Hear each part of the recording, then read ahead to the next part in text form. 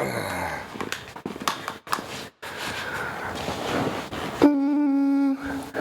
at the bartender. Ooh, if you're looking for me, I'm at the bar with her. Okay, I'm at the bartender.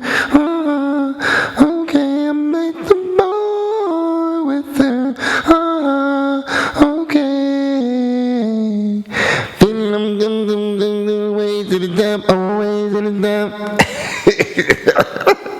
So got shot.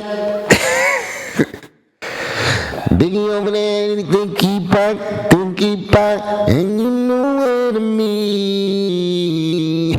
Yeah, that shit is Mike,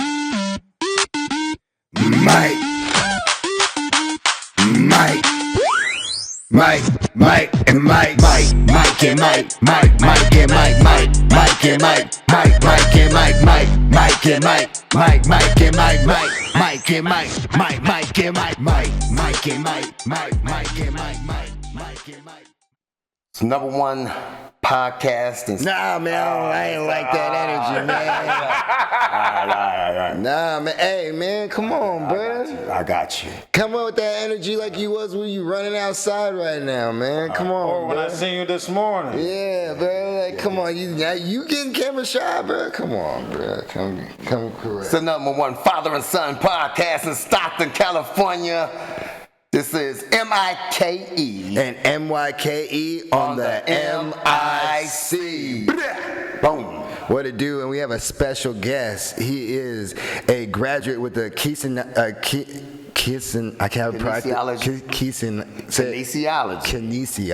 That's that Purdue education. He's an athletic trainer. He's a sports trainer. He's a fitness trainer. A man of many talents and many hats. Yes, and different clothes. We have Victor Yates. What's good? What's up, bro? How you doing? How you doing? Yeah, for sure. What's up, Vic? How you doing, brother? You, man. Good to see y'all. Good. Yeah, Glad to be here. Yeah. You know? You're sitting on the couch with us, man. You've been trying to get you for a couple of months there, brother. Busy. We all been busy. Yes, sir. Yes, sir. Yes, sir.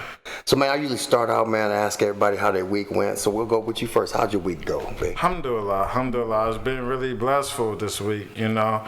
Just continuing, just stacking days and, you know, training people, getting them to their dreams, goals, and aspirations. Just trying to understand, like, you know, what can I do to, you know, make my life a little bit more easier, more blissful. What can I do to serve God? You know what I'm saying? So things like that. Got you. Young Mike. Yes, man. My bad. Here. Go ahead. How was your week? My week was pretty good. Just went to work. Dude, he said he had a way better answer than I had. Yeah, of course. Yeah. No. I was like, I put stuff together. I welded. Yeah, God. No, but today I won at disc golf with a partner. We did all right. It was cool. Just working, exporting some memory and data from the computer to make this a smoother process. Getting that external hard drive. Just little things, you know, oil changes. Had my tire, like just having my car cool. Just, you know, little by little, week by week, getting things done for the, I don't know, whatever the future plan is. I don't know. What about you, big dog? Hey, man, just being blessed, like, you know, like Vic says, man, every day, man, is a blessing, man. I can put my feet on the ground. That's what I tell everybody. If I can put my feet on the ground in the morning, man, then I'm going to be the best I can be, and I'm going to try and bring out the best in everybody that I'm around. Got a few new clients, man. I'm anxious for them, man, to see their results, you know, going and everything, man, you know, just in the gym. You know, I got more time in the gym now, man, since I'm unemployed. I'm unemployed, retired guy now, so. Can't wait to get that. How you on unemployment, you retired? I'm an unemployed retired dude, man. So anyway, man, because I was working part-time. We talked about that on a couple podcasts. But anyway, man, that's just doing our thing, man. I'm stepping it up, man, because I'm working out twice a day, about 2 or 3 days a week now. I've been seeing that, man, and I want to give kudos to you, give you your flowers on that, because the thing that you incorporated was your abdomen, obviously with the hernia surgery, and doing your stretching and doing a little bit more cardio, like some explosive type exercise and stuff like that. So big up to you, man. It's only 6-7 weeks from your surgery. 6 weeks. So congratulations on that, and way to go. Thank you, son. I almost got a tear coming out of my eye. Well, maybe if you would just listen. Hey, you forgot to say I was stretching. I did say you were stretching. See, look, you can't even. 6'7".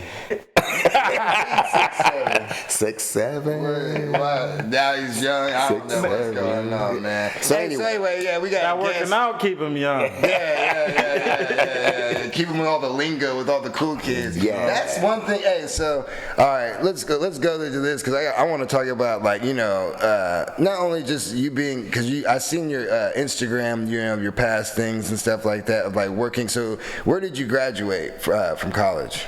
So I graduated from Grambling State University. Yeah, so I went there. Where is that located? In Louisiana. Louisiana, for sure. Yeah, so I'm from Pittsburgh, Pennsylvania. Yeah. I took the bus 28 hours, the Greyhound, with my mama. So I got dropped off, Why Grambling? Alhamdulillah, Grandma chose me. Okay. To be honest, I got a great mentor. His name is Christopher Robinson. He was actually at my previous college that I was at. So I had graduated from there, and I was trying to duck him because I was actually like making a little money on the side, training and stuff like that. So I really wasn't trying to go back to school. And then I ended up going back to school because he was like, I see you at HBCU. So I really didn't know nothing about too much HBCU life. This is, for those of you who don't know, it's a historically black college. and you went to an all-white college in Purdue University. Yes, I did. But go ahead. Hey, yo, we all got degrees. We out here. Yo, wait, you guys got that green paper? Yo, I got this right here. What's good? What's good, homie? 3 black men, 3 degrees. What's up? Successful black man. I think you got 2 degrees, or you just got 1, 2? It's okay. 9 degrees? I do got 2 degrees, yes. Okay. Yes, I got. Damn, he tied both of us down. So you at Grambling, man, and so once you went to Grambling, how was that experience though? So going from Pittsburgh, right, from Pennsylvania, right? Yeah. How was that experience going to HBCU? Oh man, it was a blessing. It wasn't a culture shock because we from around the way, Right. But it was more so like I was thousands of miles away from home, and I knew I didn't want to go back home without getting a degree. Exactly. So I was trying to stay focused and just stay locked in and not get distracted because you is at a HBCU. Yeah, you can. Yes, you can. Cause especially at Grambling, I know where that's at. Yeah. You get caught up in that other stuff out there. Like, woof, anyway. But anyway. So once you finished Grambling, where'd you go? What'd you do? So I came out here to California. So I ended up getting a call and, at UOP. So I ended up coming out UOP and became a strength and conditioning coach there. Just been grinding ever since and just stacking days, So did you know anything about Stockton, California? No. Yeah, so you have no family, it's just an opportunity, and you decided to take it. That's it. And so was it just because it was just like a better opportunity, or was it just to get out of that, just to be in a different area, like to be in California, like the UOP thing, like why? Because that's tough, man. I mean, it's one thing for you go to Pennsylvania to Louisiana, you know what I mean? But then now you're going all the way to the West, you know what I mean? So that's a different, uncomfortable situation probably. I like to travel. I'm more so of like I want to get out there and see what God got for me. You know what I'm saying? You can't count as many blessings that He got for you. So basically, I literally like it wasn't a hard transition. It was more so like, no, I don't know nobody, but I'm put here for a purpose. Yeah, you know what I'm saying? But everybody wasn't saying, hey, man, you can move into Stockton. You know, Stockton's the murder capital in the world. Because that's what everybody says, you know. Yeah. So when I first moved out here, I definitely thought we was close to a beach. I know. Why do people think that? I know. Everybody thinks that when you go to California, man, there's nothing but beaches and parties. Oh, man. So as a kid, I grew up like wanting to live in California, you know, seeing the movies and stuff like that on the TV. So, like, Friday's one of my favorite movies, you know what I'm saying? So, like, Boys in the Hood, all of those type of movies, like, was in my area that I grew up on. So, like, when I would see that, I would see palm trees. Exactly. You don't see palm trees where I'm from, you know what I'm saying? Exactly. So, I'm very amazed about palm trees still to this day. Really? So have you been down to Southern California and everything? I have. So you see, they got palm trees down there. They do. Yeah. Some beautiful ones. Yes, they do. A little bit better weather too. Yeah, it's different out here, but people they trees and big bad wannabes. Yeah. Exactly. So now, what are you doing? Tell them, give us a little bit more about you. What you doing like right now? Where you at, man, in life, and what are you looking forward to doing? Well, can I say this? What just drew you naturally to like being like a trainer, like teaching people, like and wanting to get in that, like in the physical, you know, sports medicine, things like that. Like what sparked your interest? Like, did you played sports obviously, like when you were a kid? Yeah. So I played football, I ran track, I played baseball. Man, I did it all. I grew up just like around the sports atmosphere. Of course, you know, Pittsburgh Steelers, you know, six rings. Whatever. That's what I grew up on, you know, so. Mean Joe Green. Elsie Greenwood. Let's talk about him. You know what I'm saying? I know them all, man. George Webster. See, you don't know nothing about that, man. That's a little bit before. Yeah, buddy. See, yeah. Well, I watched the highlights though on There YouTube. you go. See, That was back when the NFL only had like leather helmets and 8 teams. So it was easy to remember all the teams. Hey, Mel Blunt. Ooh, what you trying to smoke? What you talking about? No. I'm telling you, man. They had squads, man. They did. They had squads. Yes, they did. Yes, they did. So like you were playing and you always thought about that? Or? So like, okay, so I was playing sports, things like that. Like I was always big into like looking good, feeling good, playing good. My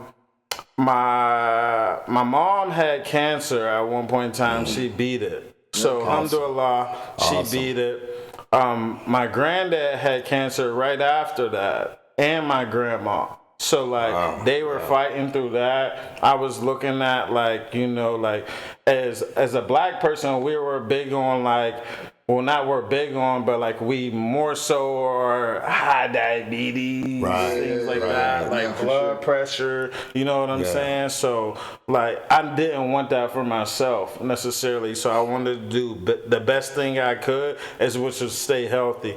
So I ended up continuing working out, things like that. But like, you know, God just put it in my mind just to help people, bro. Like, honestly, take it to the next level and see what I can do. So first it was like starting out my mom, doing little things around the house with her, things like that. And then it was like, okay, I'm doing things here. I did play sports, so people was watching me, so they wanted me to train their kids and stuff like that. So I was training at home for a minute, out the basement. Like, whatever it takes, man. So like before I was even training out the basement, I was like walking on my equipment to like fields and stuff like that, because I didn't have a car at first. Okay. I was hustling. There you go. I was embarrassed I didn't have a car and stuff like that, but people followed though. So that's what you gotta look at.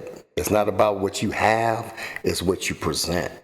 And I've seen you, not to go into another tangent, I've seen you train people, and being a personal trainer, especially with the years and experience that I have, when I see somebody that I think is good, and I let them know, because I have let you know, remember I went to one of your clients and told him, I said, hey man, this dude got you on the right track. Remember, he came back and I said, man, you're doing well and everything.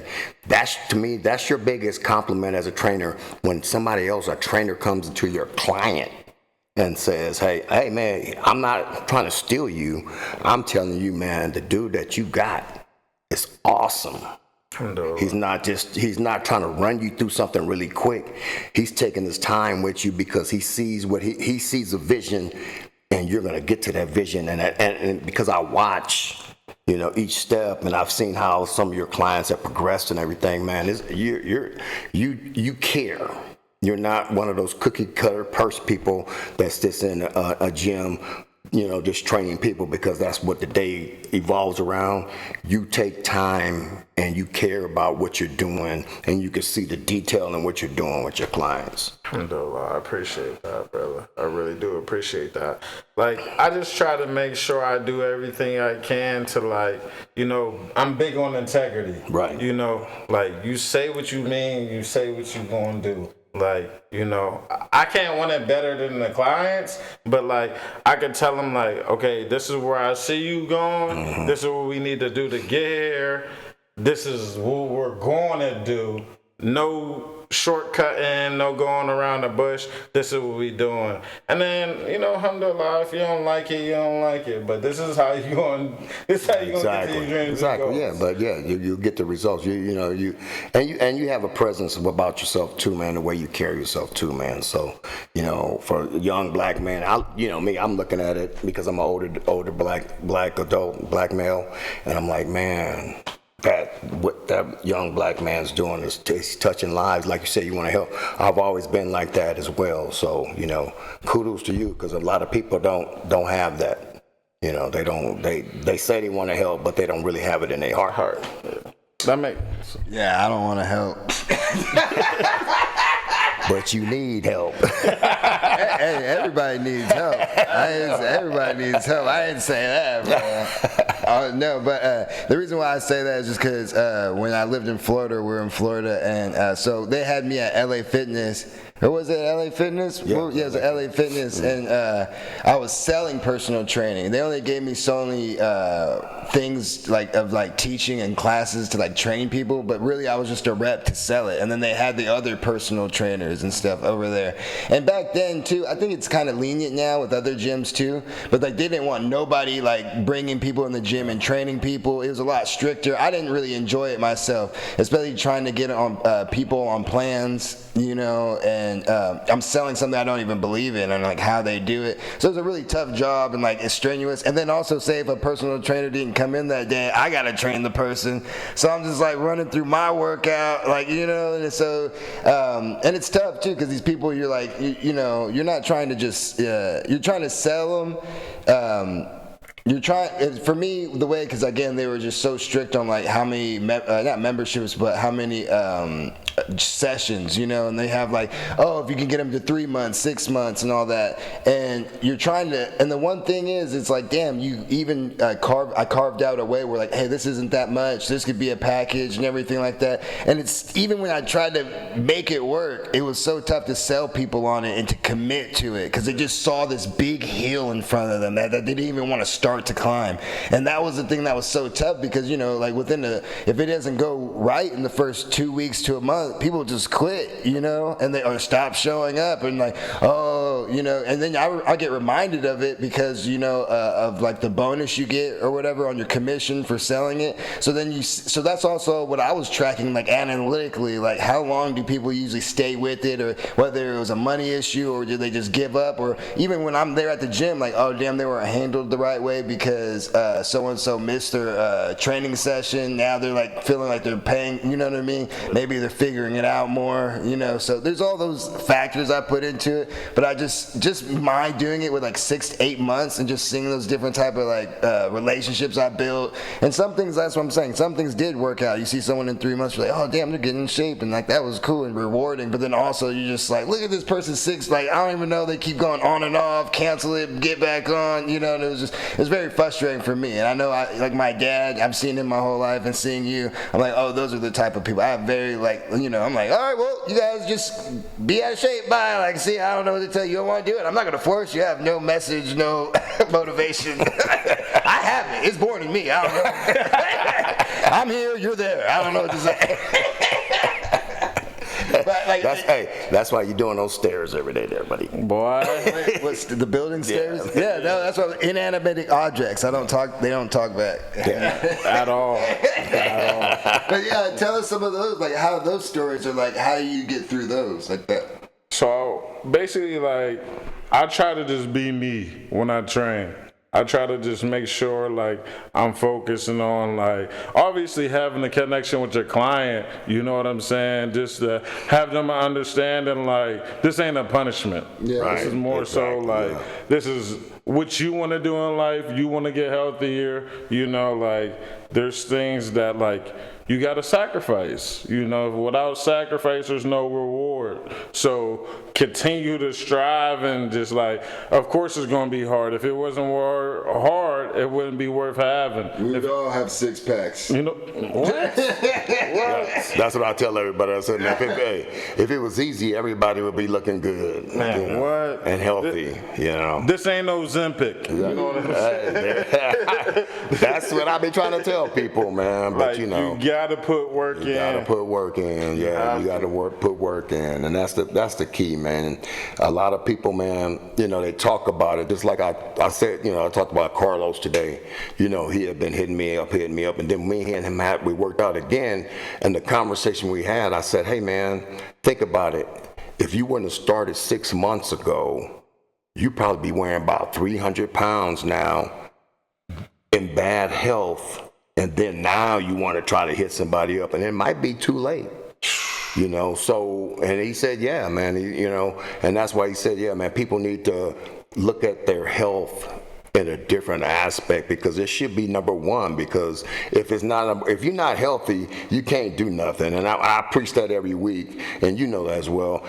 How are you gonna? You can't support nobody if you're doing everything. If you're one of those people that do everything for everybody else, you won't be able to do it. And then the final straw that'll make you feel bad is somebody taking care of you, and you're not that old. That's like a lot of my clients now biggest problem. Like, they're like, I don't want to, like, be taken care of. Like, even on, like, sets and reps, when the stuff is getting hard and I try to, like, assist them, they be like, no, I got this. You know what I'm saying? Or some of them will, like, take that assistance, but in the long run, we don't want to be helped. We don't want nobody sitting there taking care of us. When we feel like in our mind, I should be doing that. You know what I'm saying? Like, so I just, like I said earlier, like, just having a great faith in a God and making sure that, like, I put my due diligence in and doing the research on every client. Like, I'm sitting there late nights, just making programs, trial and error. If this doesn't work, I'm going to do something else. Right, you got to. You can't. And there's so many cookie cutter people out there, man. And that's why I tell people, do your research on people. Just because, and nothing against degrees or certificates. And we talked about that on my other podcast. You have experience, just like you said. You have you started, man, young, doing stuff for kids and other athletes and stuff. Now, when you put the book knowledge with it, you're a super trainer, because you have experience and knowledge. And there's not a lot of people out there, especially now with the media, social media and everything. You get people that's, I'm a bodybuilder, or I look good and I'm a trainer. No, you're not. And I always say this. Anybody can work you out, but not everybody can train you. Yes. You got to be a teacher as a trainer.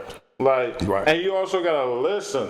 Like, you gotta understand how your client is feeling this day. You gotta understand how the body works. Right. Like, if I'm sore and I don't want to hit legs, and my legs is just killing me, why would I want to like make this a more horrible time for you? I want you to be enjoying, like how we telling people. You want him to come back, man. That's it. You want him to come That's back. it. That's the first thing that's like happening. Like when you talking about like people falling off, is because the stuff is hard. They literally like too sore for themselves. So excess post occupation, so epoch, you know, that tends to like linger longer after, you know, you work out and things like that. And people don't like that. You know what I'm saying? But I like being sore. I Yeah, don't know me about too. I y'all. know. Yeah, I like being sore too because it knows. Like I know, not overly sore. Depending, maybe if I really went through something crazy, because like then it confirms to me. But like even like a back workout, even if I only hit it like 40 minutes, and I'm like, if I did 300 reps, I'm like, and I feel a little sore, I'm not achy, but like I'm just like, okay, cool. At least, you know, even though I got that cool little workout, it's a feeling of euphoric for us. It's just our highs. Like, you know, I'm like I said, I'm 67, man. My body's killing me right now, but I feel good about it. You know. In passing, I was gonna bring this up too. But Just hold on, before you go okay. there, you were saying 300 reps? Yeah, 300. That's not. Well, that's like, but that's like, I don't know. That's how he kind of taught me. Yeah, because like I tried it, like, because I only after work I got like an hour and 15. I'm not trying to be there all day because I commute. So like, but I wake up at 3:30 in the morning, and then by the time I get to the gym, it's 6:30. I want to get to bed by 9 because I gotta wake up again by 3:30. So I was just like, all right. So I make it. So sometimes that's why I do cardio first or something like that, just to kind of wake my legs and body up in the car for 2 hours, you know. But then I just do something like if I was doing chest, I'd do 25 on each side. I'm doing 100 reps just to start off, like, you know what I mean? Because by no matter how tired I am or strong I am, like 100 reps should get you going, you know what I mean? And then from there, I judge my body and then do heavy, like I'll do a heavy set of something, you know, incline dumbbell or something, and that'll be heavy, but I'll only do like 10, 12 reps or whatever, you know? And by that, you're at 150, you're halfway, you know what I mean? Push-ups, I'll add that into maybe cables, like, you know, and I'm supersetting, so now I'm giving myself, you know, so I'm thinking. And people don't, a lot of people don't get it though.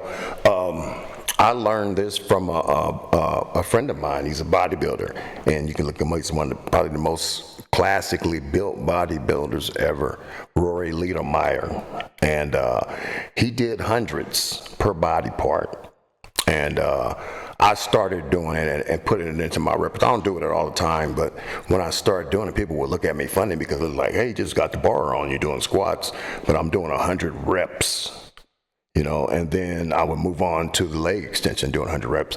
And by 6 weeks, now I got 225 on for 100 reps. So, you know, you're building muscle, but you're building more density that way. So it was just something different that I liked, because when I saw him do it, I said, man, this is different. And then you see his body, how classically built he is. And he's a good friend. We still stay in contact now. So That's dope. But yeah. Oh, go ahead if you wanted to say something. I was just gonna bring up, so in passing, you said you teach Arabic? Yeah. So I was gonna say, like, you teach Arabic, and then how's like your religion, your like, you know, HBCU coming in, like working with. I seen you work with different people, kids, women, you know, ethnicities and stuff like that. I think that has to be, not every trainer, you know, is doing stuff like that. So I would also think, how are you adjusting yourself to people, or are you not? Like you say, you just be yourself, but just having that faith like you do, not everyone has that. You know, I'm sure you could be walking to someone who's I mean, who knows, any type of, let's just say it could be Democrat, Republican, atheist, Muslim, Hindu, whatever, you know what I'm saying? So I'm just saying, like, how do you present that as well, and how's that help you as well with your clients? So literally, I just be myself. I don't really focus on like religion or anything like that. Like I said, I just try to be myself and just have a connection with the client. They come in with a goal. I want to let them know I could attack it. You know what I'm saying? Like, anything you put your mind to, you can do. You got the knowledge, we got the degrees, we got the certification, but we also got, the hands-on experience. Exactly. So, like, that's, if I could do it, I'm going to do it. If I can't do it, I'm going to figure it out. You know what I'm saying? So, like, I'm going to ask for sure if I don't know. I'm going to ask for sure if I don't know. But, me just having a big faith in God, like that brother said earlier, like, it wouldn't be a great day if I didn't put my feet on the ground, because he took me home. You know what I'm saying? So just having the opportunity to help somebody else. You never know how people's days go, and also, so I try to smile all the time and stuff like that, and just try to spread positivity in this world, because like, you being negative for what? Like, for real. Like, you know what I'm saying? Like, if we were all throw our problems in a pile, we would try to grab our piles back after we started looking at other people's problems. Exactly. You know what I'm saying? And I say that as well. The thing is, I tell people, I even say it sometimes, I in the morning, I do my little thing before I go into the gym. And I always say, hey, we need to hug somebody. We need to shake somebody's hand. You don't know by smiling at somebody how it may change or save their life. Yes. And people don't realize that, because just saying good morning and smiling at somebody, man, can change a person's whole disposition on that day. No, and that's what I truly believe in, man. I believe in the same thing, man. But speaking, I just want you speak Arabic, right? Yeah. How does that work for you, man? Because I know I'll be like, hey. What do you mean? Like, if I spoke Arabic, I'd be like, all of a sudden, I'll just break it out with you on the conversation and then start speaking Arabic, So I'm just saying, how does it work out? Like, how do you do? Do you ever like talk to anybody like in Arabic? Like, alhamdulillah, I do.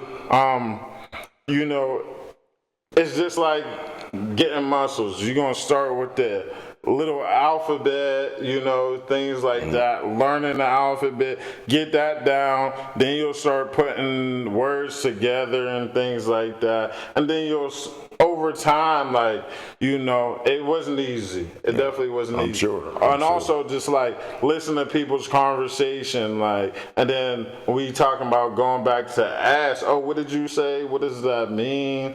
Then you going back trying to find, okay, this verb goes with this word. We got to put this together. It means this. So, like, everybody's language is different. Yeah. There's all different kinds of dialect in Arabic, but, like, you just got to be able to, like, be consistent with it, regardless on what it is in life. Exactly. Consistency is the key in everything you do. Yes, sir. Everything you do. Yes, sir. Would y'all speak no different languages? no. Not black man. Yeah. You speak black man. That's the only dialect I got. I don't even speak English. Hey, old black man. Old black man.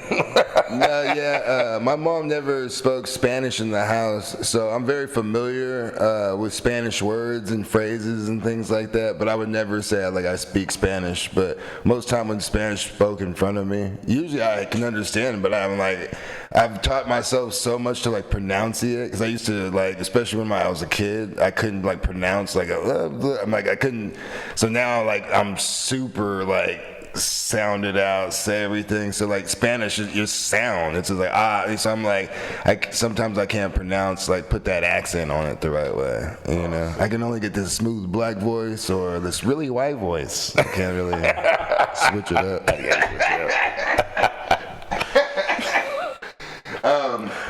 But speaking of inspirations and things like that, I was saying things that motivate us. Let's go to Mike's Mount Rushmore. Myke and Mike, Myke and Mike. Uh-oh. Boom. So Mount Rushmore we're doing today.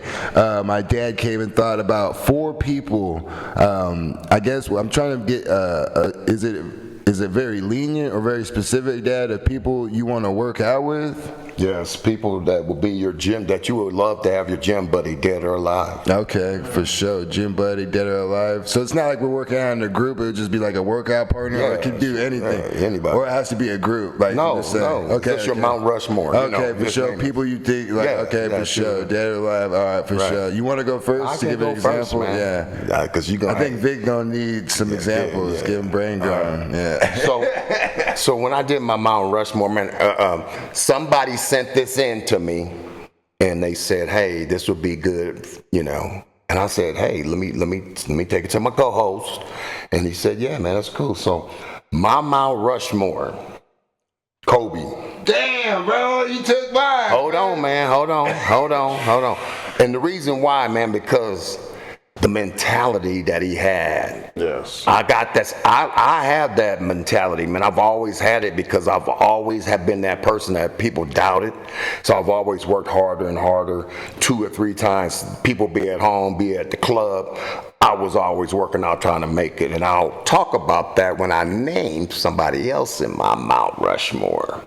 Oh, and can I say, I think, Dad, me just growing up with you and you training me and like working out like as a kid, like when we did basketball drills, baseball drills, you started me in the gym early. You know, you always talked about these kinds of things. And growing up, and then when around after Kobe, you know, got pretty much after Shaq left, that's when Mamba mentality came. Right. And he kind of put words to it for a lot of people. Right. You know, I mean, it's not saying like you invented all this stuff, but these are also your words and your terminology and your experiences, and those are his, but I think he kind of put the real terminology and like so people can communicate it. And that's the one thing I think that's very huge. I mean, going back to the Arabic thing and you know having these different dialects and things it's the best word of putting sounds out to get your point and idea across. Exactly. My next person, Norman Scotty Byers. Who that? All right, Google, put him up. I'll put him up there. So I was literally about to say who that. That's out of my time. Norman Scotty Byers is like probably one of my best friends in the whole world. Okay. We've been through so much together.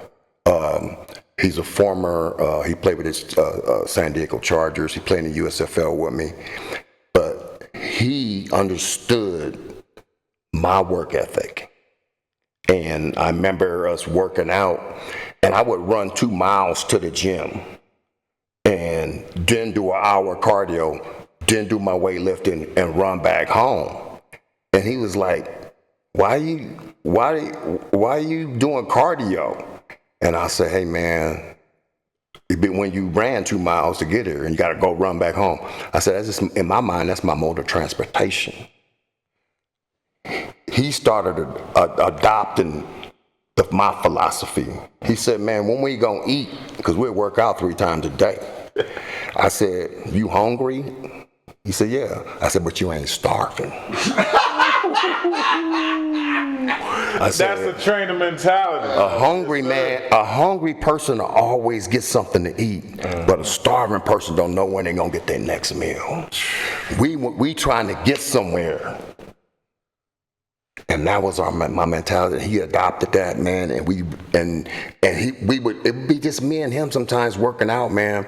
And we'd work out 3 times a day, and the workouts, man, would be so crazy. I remember one time when we were both with the LA Express in the USFL, and the coaches stopped practice because every time I would line up, he would line up on me, and I'd be beating his ass.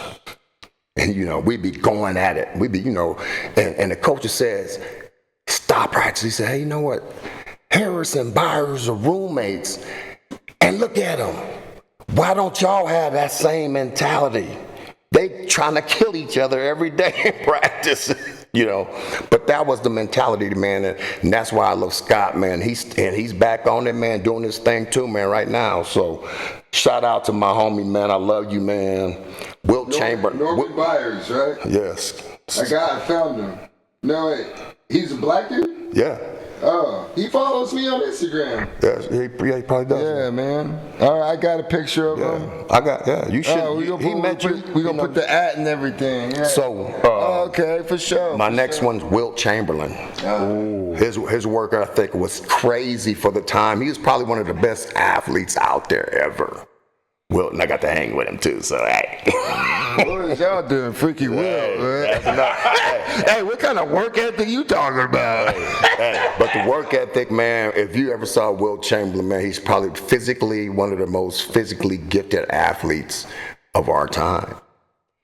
And my kids. I love working out with my kids, man.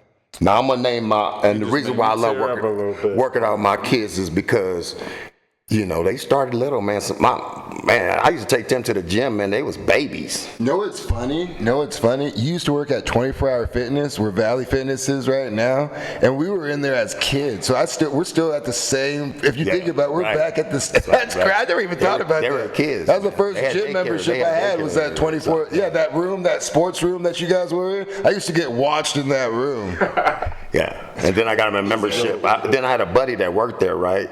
So we got him a membership at 10. And the girl said, "Hey man, you was in here getting babysit yesterday." I said, "You had a birthday."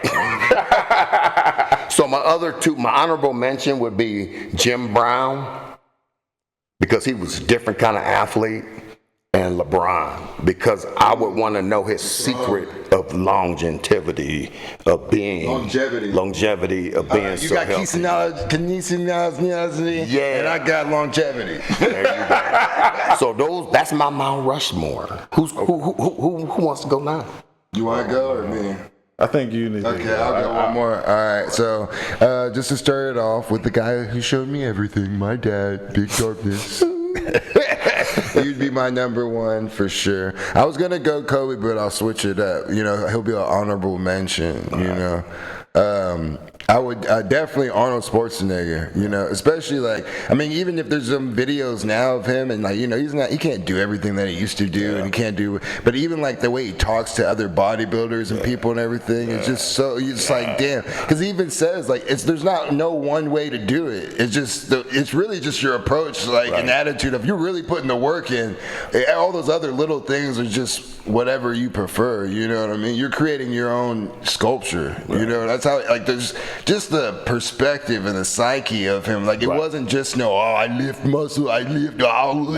He had a method to the charisma of it and everything. It was just the fun. He really just loved to get swole workout and everything like that. And I thought that was really cool.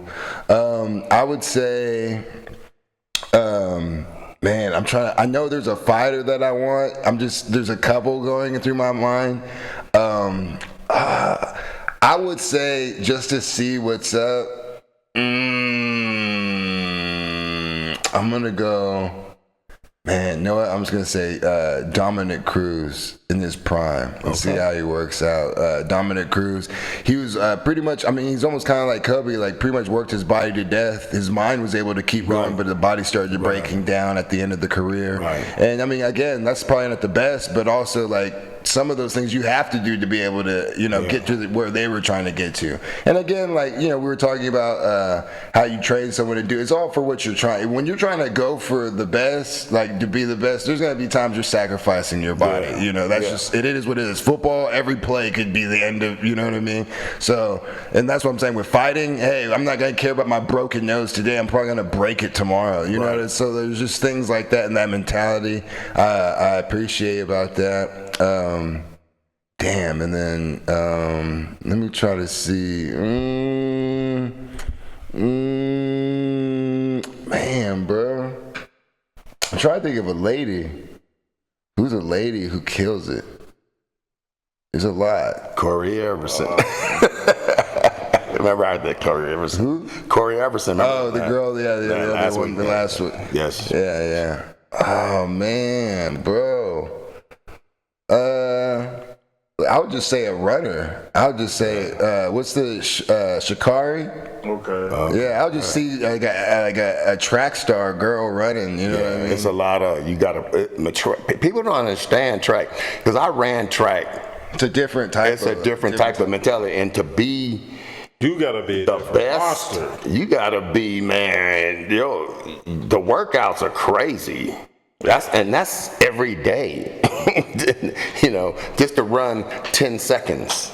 Just to run not under 10 seconds to run 100 meters is crazy. And then the track people that run the marathons and stuff like that, you have to have a different mentality for that, the training and everything. So yeah, that's not bad, son. Not bad. All right. What about your honorable mentions? It's not a competition. What about your honorable mentions? Honorable mention, like it would be like Kobe, maybe like Floyd Mayweather, John Jones, really just fighters, bro. It's like I did boxing for a couple of years, and like that's all I would really want to train with. Like how you said, like LeBron, it would really be more like as much as I love Steph Curry or Kevin Durant, do I really want to train with them? Like I would rather just watch their workout and be like, all right, cool. Mine was LeBron to get that knowledge of how to be, how but he's gonna be lifting weights and doing other stuff too. You know what I mean? Yeah, like exactly. they do, but it's LeBron's different, and that's why it makes more sense with that. But like with me, it's just it would be a bunch of fighters, like just something like like Sean Strickland, let's spar, beat my ass for a round, so I can see how bad it could be. Like that'd be for like training. But yeah, like Arnold Schwarzenegger for weightlifting, you for weightlifting, you on there. Yeah, but yeah, those are appreciate it. Thank you. Maybe Vic, honorable mention. Actually, we should do your boot camp one time for the one time. Just hit it up one time. Yeah. Anybody, everybody, come get some work. Come get some work. I guess it's my turn, right? Yes, it is. My first one. So y'all kind of stole the good people. Hey, don't matter, man. You can still be yours, man. Yeah. I ain't never seen my man Jordan work out. Yeah. Like lifting weights. Yeah. But I know he be in the gym. Yeah. You know what I'm saying? So I'm gonna go Michael Jordan for sure. Okay, yeah, that's a good one. I definitely want to go Muhammad Ali. Ooh, yeah. The grit, just his work ethic. Like I seen highlights and videos with him. I definitely needed to get in the gym with him. Yeah. For sure. And then his mental aspect towards it, how he did, how he handle all of that and still be a champion, man. That's a good one. I had him as my honorable mention too. Okay. It's good. Aaron Donald, if you've seen this, 99. But he's from your hometown, You know what I'm saying? Yeah, that's why. Yeah. He's from Penn Hills. Yes, though. I got you. Yeah, my boy. Cause I'm a Ram fan. Okay. I was gonna transition That's a dog, to that. man. You gave 3, right? You got one more. One more. We'll transition after. Yeah. Okay, one more. Ooh, I like that one. I was thinking about that too. He made that kid throw up. Boy.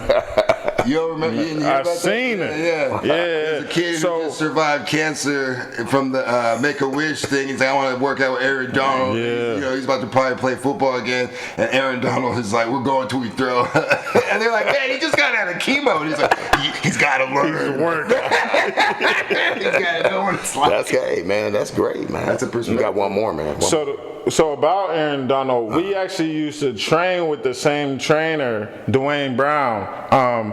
His 210s trainer in Pittsburgh, Pennsylvania. Okay. So yeah, Shout out Dwayne Brown. For sure. My last one. This is gonna be a little hard. I can't go by myself. You can. Yeah.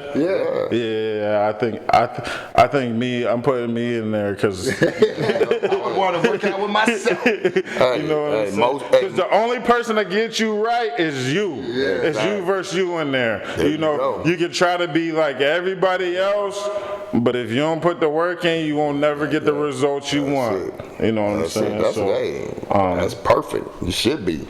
All champions should believe in themselves. And going from that Aaron Donald and championship mindset you're talking about, let's go to Mike's Media. Myke and Mike, Myke and Mike, Myke and Mike. All right, so Mike's Media. Let's start it off right here. Aaron Donald's coming back, right?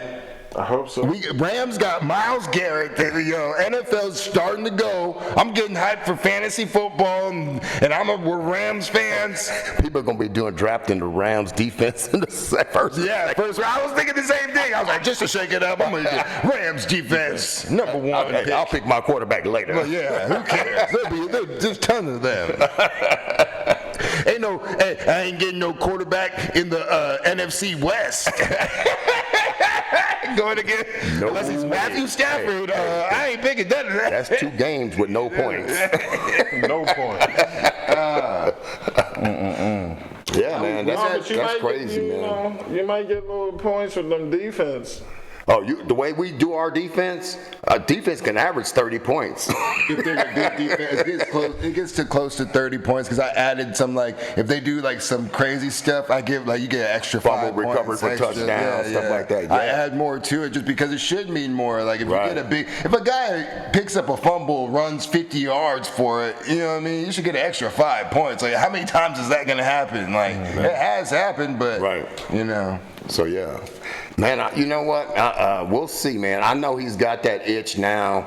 I know the Rams defense. The Rams were picked to go to the Super Bowl. We're the number 1 favorite Anyway, prior to getting Garrett.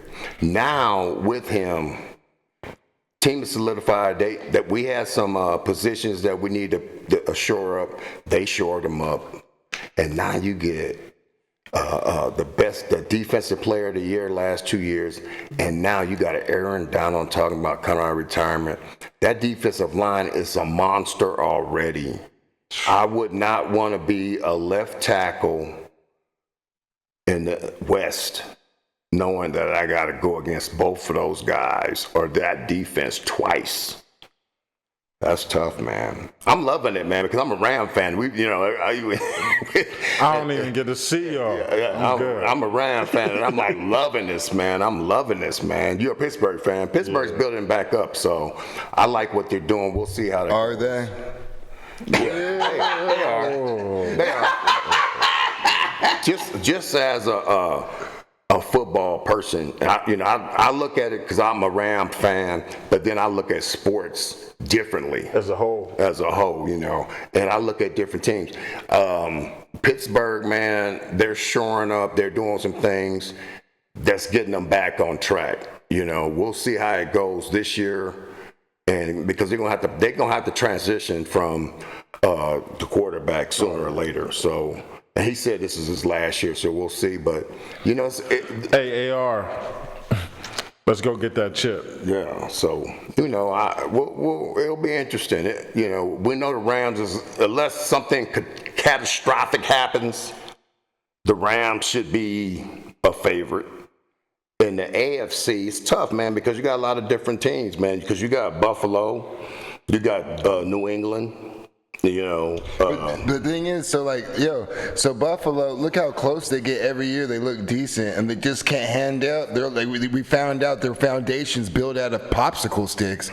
And then who did you just say? You said the Patriots. Everyone's projecting the Patriots to be like 9-7 this year. Oh, really? Yeah, everyone's thinking they're gonna get a tougher schedule. Yeah, they're not gonna have. You know what I mean? Unless AJ Brown really does be that player for them. Think about it. They didn't have that big to play. But they got exposed in the end of that playoffs, the last 2 games. Okay, and but let's be honest, like the Eagles would have never won without AJ Brown. Exactly. That's why it's like they should have had a conversation. But you look at the AFC West. That's gonna be a pretty tough division too, man. Yeah. You're talking about San Diego, Raiders, Chargers, Broncos. Yeah, man, it's a tough division. The NFC West and the AFC West is probably the 2 toughest divisions, I would think, if you look at it as a whole. So Steelers. You got Cincinnati, Cleveland, Baltimore, and Baltimore. You got. If Bengals and Ravens are going, with Pittsburgh, but we don't know. But the thing is, we don't know. That's what I'm saying. Right now, based on what's in the past and what happened last few years, those are the two toughest. And the Cardinals are trash. Two toughest divisions. But they're building. They got a whole different thing now going. So yeah, no Kyler Murray. That's going to be different. That's going to be different, man. So and the thing is, this is the one thing I want to say about the Myles Garrett trade too, as well, is the Browns are getting Verse. And as much as we want to say like, oh, we got Myles Garrett now, and yeah, there's going to be certain things that he's going to do, but how much more? Like, yes, but like, how much?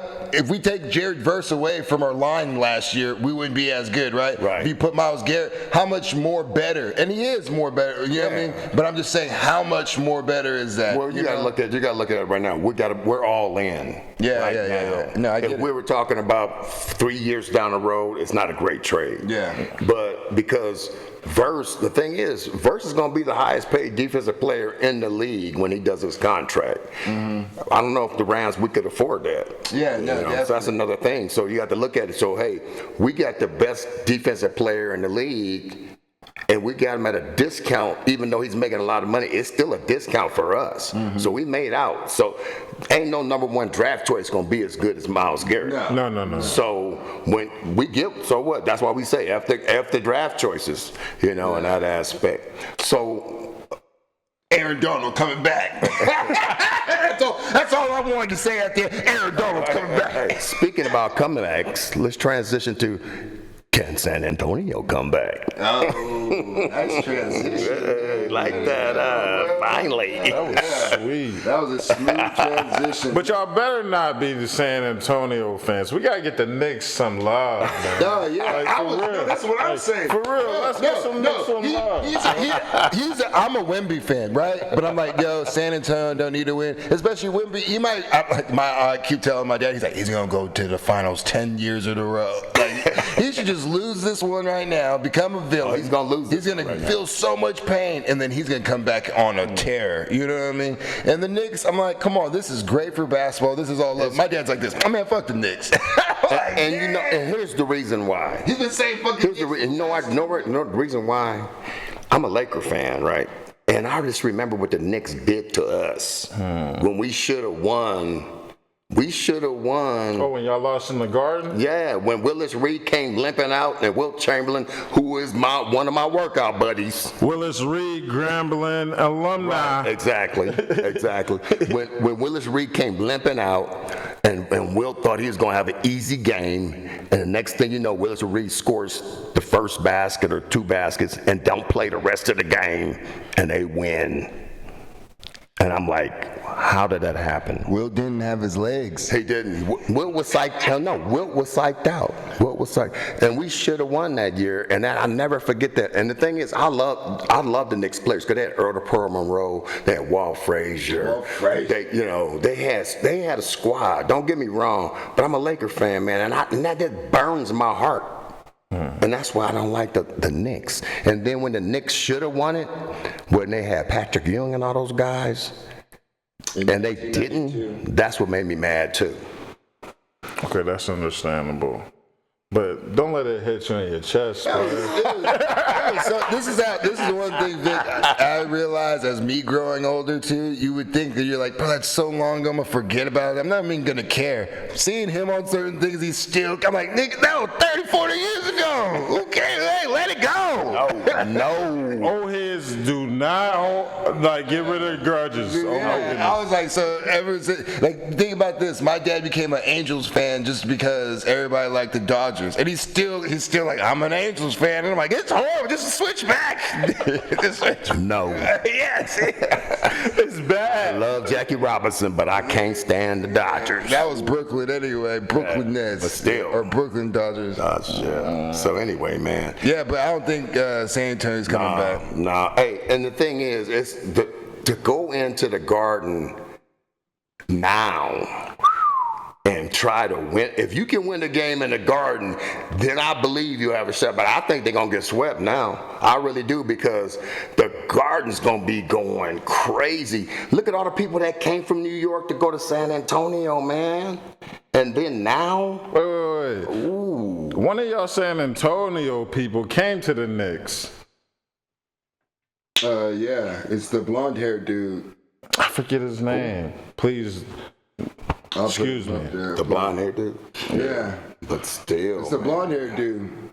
I don't know his name right now. Who? I really don't know his name. Forgive me, brother. But anyway, man. No, like I keep going. I'll look it up. Look it up. And we're gonna put it up on the screen. Yeah, I'll do that. Yeah, but anyway, man, like I said, the Garden's gonna go crazy. Stupid. Man, I just don't see. Jeremy Sochin. Okay. Yep. So I just don't see. See, they even got his picture right here as a Spur, but he's on the Knicks. Oh, that dude, I know who he was. Yeah, was the shooting dude. the Yeah, free throws with the the dude one that hand. was killing it for San Antonio for a long time. But then the young guys came and took his spot. Yeah, Well, it's because Wemby came, because he was drafted first, and then like they're like, oh, we're gonna work with this dude, let him play, and then Wemby came and they got good, and he's like, then they got them other young dudes. yeah, and he's like, oh, we gotta get rid of you, bro. Yeah. Like, we can't wait on you. We all on Wemby. Right. Take you and your free throws out of here. But man, the Garden's gonna be lit up, man, gonna be tomorrow night, jumping. man. It's gonna be jumping. It's great for basketball. Even though I don't want them to win, just as a person that watches sports, it's great for basketball, man, because the Knicks, that market has been dying for a championship for so long. Spike Lee, if you could get us some floor seats, let's get it. That's what. But you know what they said? They said it was easier to get a flight, get a hotel, and watch the game in San Antonio was cheaper than one ticket on the floor at the Garden. That's how you know it's trouble at the Garden. Exactly. But then you see all the old heads sitting in the stands. You see Bernard King sitting in the stands, man. You see, man, Walt Frazier sitting in the stands. You see all these guys, John Starks. You see all these guys, all the old Knicks are right there. They were all in San Antonio too. Yeah. So, man, it's a great series, man. And the thing is, for Wemby, it's like Kobe. When Kobe shot those 3 air balls, he had to learn. And Wemby has to learn, and he has to change his game, because you can't be out there shooting threes, even though he's making some of them. You, as a big man in the playoffs, you got to be in the post, and you can dominate, but he's not. They bullying him out, and he's staying out. He's going to have to learn that, because once he starts posting up in the playoffs, because you got to remember, same team every game, it's not like a different, he'll be way better. But when you was growing up, man, you had a shot, the ground and pound. Yeah. Nowadays, everybody trying to shoot threes, and you can't. You see in the playoffs, you see what what's his name did. All his points, Karl Anthony Towns. Hey, all his points came in the paint. When it was critical, it was like 12 points, and they pointed out. They said, hey, he went to the basket, man, on Wemby, and he said, that's what you got to do in the playoffs. Yeah, and you know what else? You got to be in the playoffs. You got to be a man on fire. And speaking of man on fire, Netflix just released a new series with Yahya Abdul-Mateen II. Yeah, so he's the guy who played in Wonder Man. He played the villain in Aquaman. He was in Aquaman 2. He got a Emmy for his portrayal in as a Dr. Carl Ibar in the HBO series Watchmen. Oh yeah. He was the blue dude. Right. Whatchamacallit, and he's from Oakland. Yeah, he was in the Bobby Seale movies, man. The Trial of Chicago, man. So, yes, he was. He has some. This dude, to me, man, he's the new Denzel. Yeah, and it's not so much like, because The Man on Fire is Denzel's movie, and that's a great movie. And we're not saying he's acting like Denzel, but we're just saying like the type of roles he's taking on. Right.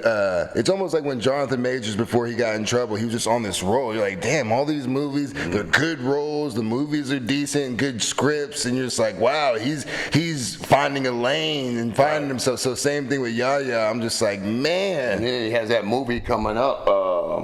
Oh man, I can't think of the name. It's with Mark Wahlberg. It comes out in August. Pennsylvania legend, Mark Wahlberg. So it comes out in August. But yeah, man, that movie, I can't wait for that movie. It's kind of based on a true story. It's based on a Klan and stuff like that. So he's got a big part in that movie too. So he's doing things, man. I love the way he acts. I love the way he does stuff. Like I said, he's kind of like my new Denzel. He's my favorite right now. You know what I'm saying? So I like that, man. You seen it? You haven't seen it? I haven't seen it yet. I'm gonna have to check it out for sure. You know what actor we're talking about? I don't. You know, I try not to, watch too much TV. I read a lot though. You know what I'm saying? I try to read a lot. What have you been reading lately? Oh man, shoot. I'm on this book. It's about business, like just trying to be successful as a black man. So just reading about business and. So do you write? So like, what are the books more of like of just showing you different like strategies and tactics, or they're just like getting you in like in a mindset or how to approach business, or is, like it's like a more like self-help book, or is it more of just like information? Right now, I'm trying to get like y'all. I'm trying to get in this content life. Oh, really? Yeah. I'm trying to get like y'all. So, I see Pops every morning put the tripod up. It motivate me. I be like, man, I need to do that. Like I used to do that. And talking about falling off, like I need accountability myself. Yeah. So, seeing stuff like that intrigues me just to do better. But the books I'm reading right now is necessarily on like how to get good in content with my business, things like that.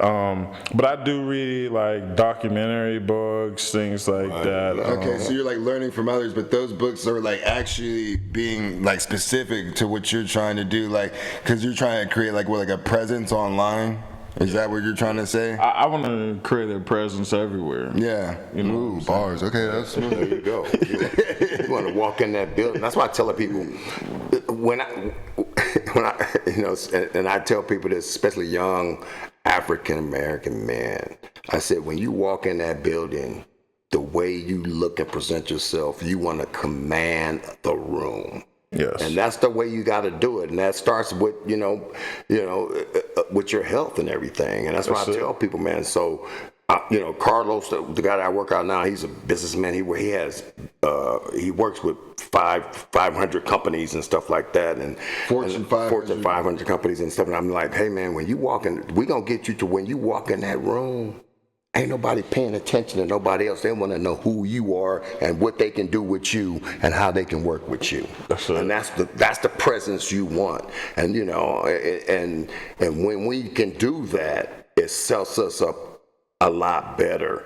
But we have to work 10 times as harder than anybody else. So that's the thing. That's why working out and stuff comes into this, because now you got to be consistent and you got to work harder than everybody else just when you get that foot in the door, so people hey, now you in there. Yeah. So it all goes full circle. It all goes full circle. Yes, I mean, it does. Physically, spiritually, emotionally. Exactly. Like you could. Man, fitness is life. Yep. Like, it's just not like... Exactly. It's not a trend. Speak that truth. There it is. You know Speak what I'm saying? So, it's definitely a lifestyle. This ain't something that you just hop on and think, oh, I'm finna go with this for longevity. Like, You gotta... Look at LeBron. He's spending millions of dollars on his body. You know what I'm saying? Like, what is he, like 40-something? 41. 41, about to turn 42. 42 this end of the year. So think about that. There is people that came in his time that don't play no more. Man. You know what I'm saying? People that came after him that don't play no Think more. about, if you guys know the 520 podcast, Jeff Teague, he was in LeBron's camp in high school, played 14 years in the NBA, and is retired for 2 years now, and LeBron's still playing. Come on, man. He wore LeBron's in high school. Look at JJ Redick. JJ Redick. He wore his shoes in college, and now he's coaching them. Yeah, exactly. Like, so that let's just be shows, for real that shows you, man. That's why I tell people, you can hate LeBron all you want, but you have to respect what he's doing. And that people don't get that. They can't separate it. I just can't stand him. It has nothing to do with that. You know why though, brother? Yeah. You know why? Yeah. Man. Because it's hard to be a boss. Yeah. You know what I'm saying? Yeah. It costs to be the boss. Like, everybody want to talk about it, be about it, or look at it. He the one that's doing the work. Exactly. You know what I'm saying? That's why they hate.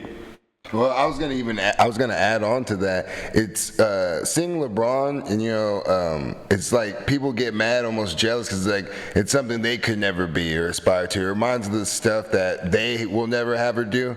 But especially, I think what even makes it worse is because people gave him so much praise about it, right? And then he lived up to a lot of it. But then the thing is, he didn't really mess up, So like, think about like, okay, let's just say like the worst things we talk about is like him lying about reading Martin Luther King or not a Malcolm X book, you know what I mean? Or him saying like, oh, I knew he was gonna score 81. I knew Kobe. It's like, okay, but those are the biggest things we can like, and that's why I think people go so hard on some of those things because there's very little to criticize. They want somebody at the top to fall, especially a black man. Yeah, that'd be the one time to make him seem human, vulnerable. Okay, you know what I mean? he did that. He doesn't have many moments like that besides reciting lyrics. Yeah, That's it.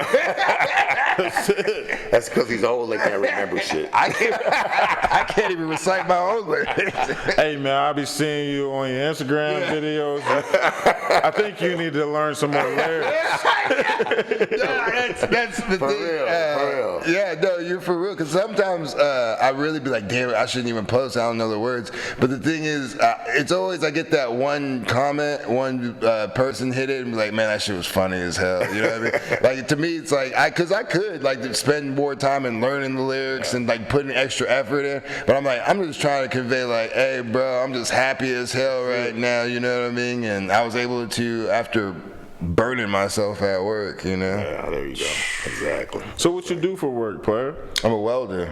Oh yeah. Yeah, so I weld stuff. So like, and I work a machine that could do that stuff. So I'm pretty decent. Black excellence. Yeah, it's pretty cool. People never think about it. And sometimes I'm like, oh, damn, like I can do some stuff. I was thinking the other day, because like closet's messy.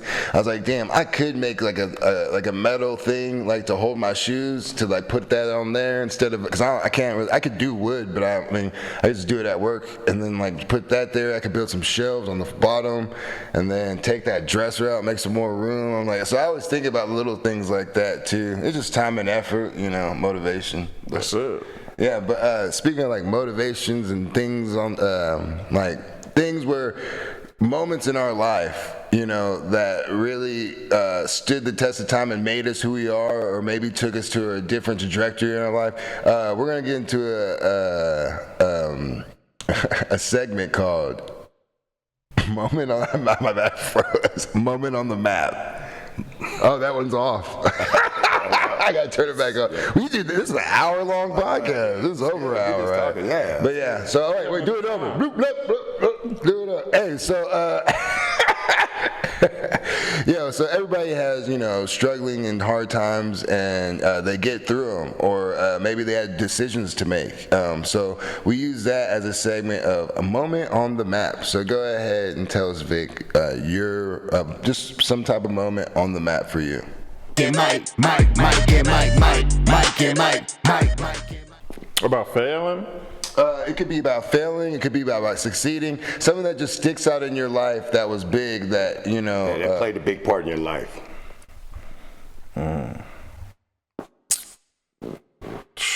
There's a lot. Well, just give us one. Just making sure that I become the man I want to become. Just being successful, making sure that I'm big on integrity, like making sure that like I put the diligence in. Oh man, look at y'all got me. Due diligence. Diligence, consistency, and longevity. No, yeah, we all had trouble with a word. It's okay. Just a moment on my map. I'm never gonna get over this. Good moment. I thought I was gonna get out of here without messing up, but due diligence. Due diligence. Due diligence. Like just even when I fail, like just make sure like I get up back on a horse and keep going. You know what I'm saying? Like without consistency, you can't get discipline. You know what I'm saying? Without discipline, you can't get consistency. So, you know, Being consistent in life, man, like we talked about earlier, man. You got people always say. So I had one person say, "Hey, man, you can't be if you're not, you don't need a consistency to be dedicated." I'm like, you can't be dedicated without consistency. you can't get one out the other. And consistency plays a part in everything you do. You know, it doesn't have to be working out, but working out helps you get there. You know, people don't understand sports and working out, man. When you become consistent, that changes your life and everything you do, you know, like at work, at home. And the relationships. All that stuff. Man, like, yeah, so, you know, like, just stand on task, like, that's hard.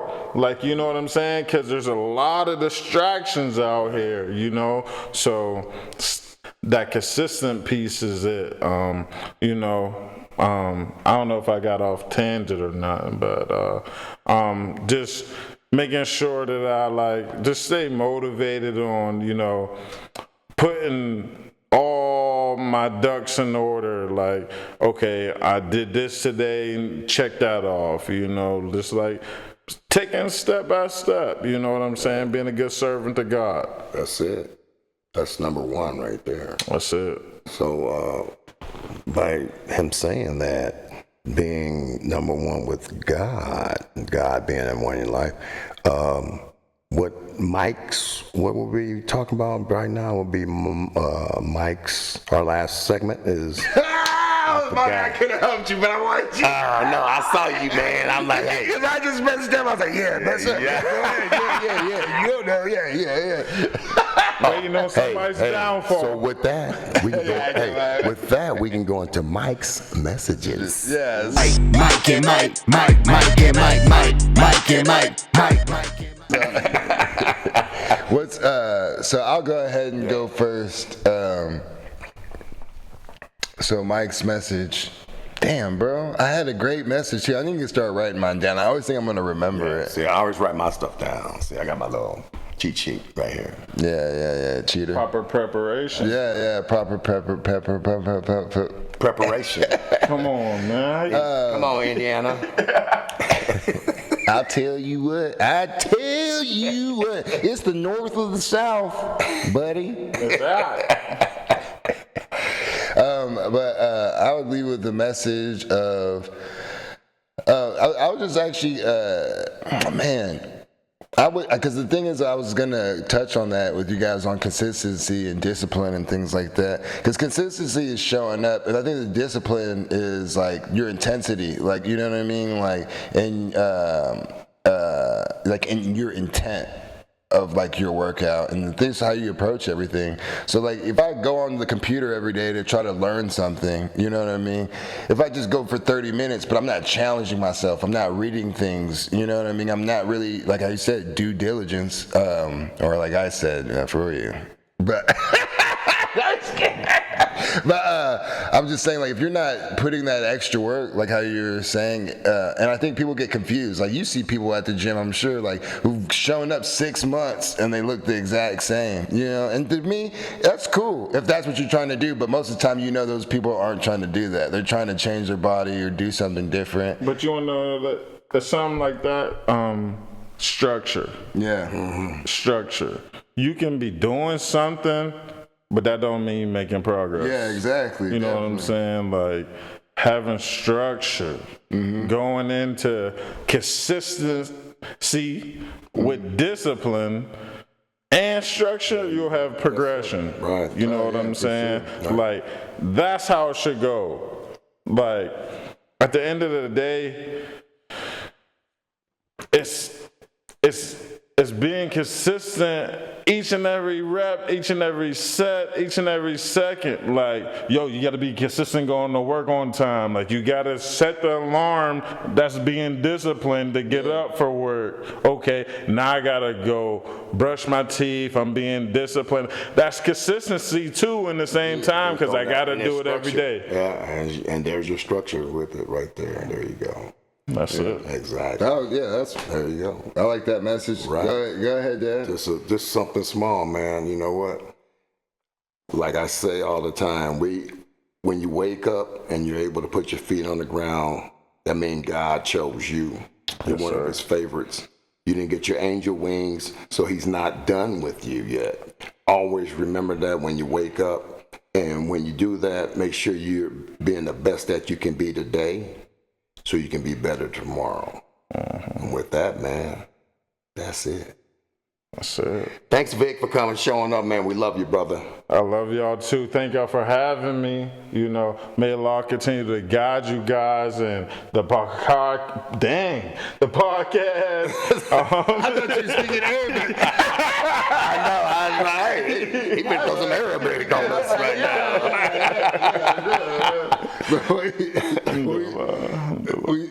What'd you say? Oh, but like, you know, may Allah continue to guide you with success and, you know, the podcast and health and wealth, you know, continue keeping you healthy, big bro, because it's always good to see you in the gym early in the morning. Yes, sir. You know what I'm saying? Yes, while y'all flipping the pillow over to the cold side, he busting iron. I'm just trying to tell you. Every day.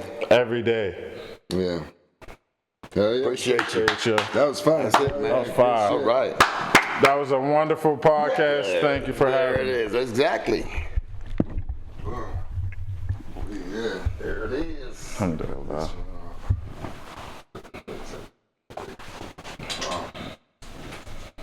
So he'll edit it and do everything. We'll probably put it out, tomorrow night sometime? Alhamdulillah. Tomorrow in the noon. So pretty much I'm going to get most of it done today, and then I'll go over it in the morning.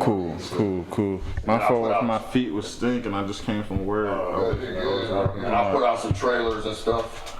Oh, You know, like I always do. Yeah. I was gonna say too, bro. I mean, I'm sure you already know like social media and stuff, but if you have any questions or want to know anything or whatever too. No, I definitely be looking at y'all in the morning. I'd be like, bro, he recording every day. Yeah. And the thing is, man, I learned, you know, because I'm older too, right? Just keep putting it out there, and sometimes you might get like one person liking it, but you might have a whole bunch of people looking. Yes. You see what I'm saying? Mike. And